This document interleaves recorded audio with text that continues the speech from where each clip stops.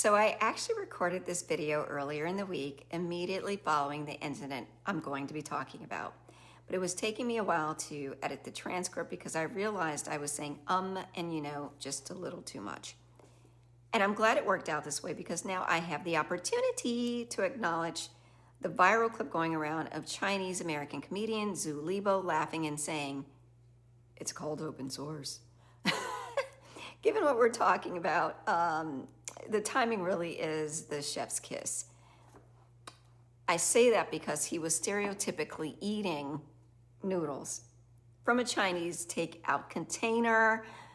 Hello to all the good people and welcome to my channel, Romello Janine Global, and I am Dr. Romello Janine.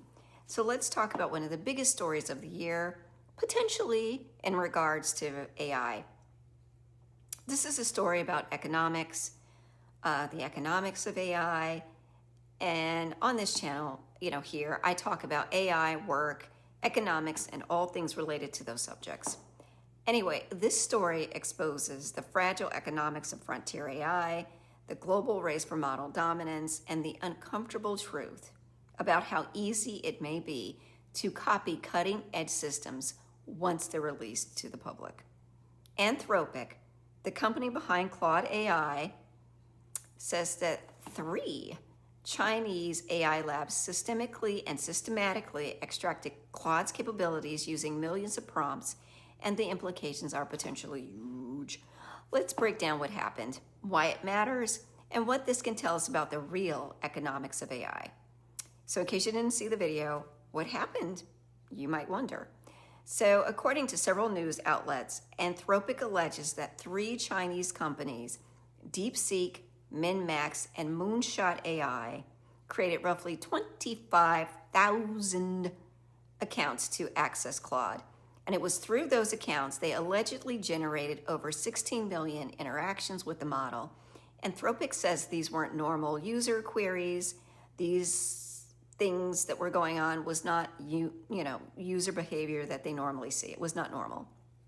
They were structured, repeated prompts. They want to see attacks designed to extract Claude's strongest capabilities, the things that Claude is known for. Things like advanced reasoning capabilities, coding and tool use, agentic behavior and data analysis, censorship-safe alternatives to sensitive or politically sensitive queries. Excuse me. This technique is known as AI distillation, where weaker models learn from stronger models by copying the outputs from that stronger model. Oh, excuse me. Now, distillation is legitimate, okay? It's a legitimate training technique when you're doing it on your own model. Is it kind of like stealing? Well, anyway, that's what Anthropic says. It says that, these Chinese labs use Claude to illicitly, extract Claude's capabilities. And this was basically, in plain English, using Claude to reverse engineer Claude. Anthropic also claims the labs in question used, commercial proxy servers to bypass regional restrictions. And basically, they looked domestic by spoofing their IP addresses. Now, why is this worth talking about? Well, this incident exposes a fundamental vulnerability in the AI ecosystem. Once a model is publicly accessible, its capabilities are functionally non-excludable. So even if a model, has its weights protected, the weights, are closed, the outputs can be harvested. And if you can harvest enough outputs, you can train a competitor. You can make a competitive model. Anthropic warns models distilled in this way may lose safety guardrails, creating national security risks if they are open sourced or deployed, without the proper alignment controls. Now, keep in mind, ironically, once upon a time, Claude was strictly open source. But beyond the security angle, this raises a deeper economic question. If the frontier capabilities can be copied simply by querying an API, what kind of market is AI really? This is not a monopoly. It is not perfect competition. It is not even classic monopolistic competition. Instead, what this looks like is what, we economists call non-excludable innovation markets, which is a market where you cannot prevent others from accessing or imitating your innovation. But, each firm still wants to pretend that they're a monopoly, and they try to set their own price, and they try to do little things to differentiate their product, even though at the root it really is the same product. In other words, AI capabilities behave like a public good, but the AI companies want to behave like they're monopolists. This is why they all seem to be racing towards the cliff. The cliff. The real, this is exposing the real economics of AI frontier economics. Economics. Let's examine the economics more closely. High fixed costs and low marginal costs. Training a frontier model costs hundreds of millions of dollars. But once the model exists, each query costs, next to nothing to produce. This creates a massive incentive for companies to free ride on someone else's investment, someone else's innovation. Knowledge spillover is unavoidable. In a traditional market, traditional industries can patent a design or keep, the secret sauce, safe. But with AI, the product is the behavior of the model. And if the behavior is observable every time you ask it a question, it's hard to, protect the secret sauce. This makes AI non-excludable. It is a non-excludable good, similar to other software algorithms or general scientific knowledge.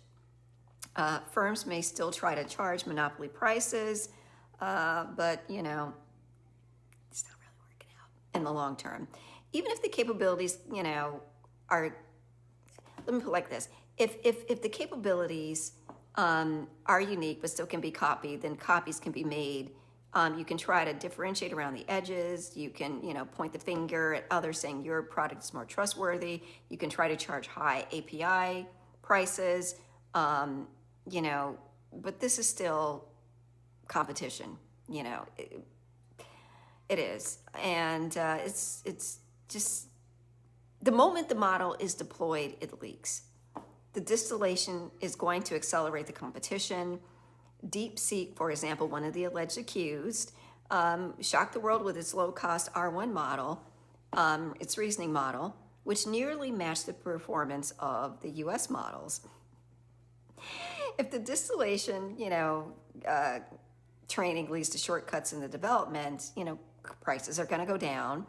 The gap narrows between, haves and have-nots, which shifts the economics, and it really does accelerate, the race for AI dominance. And this is why Anthropic and OpenAI and others are pushing for limits on chip exports. And it's not just to limit the training, but to limit the distillation at scale.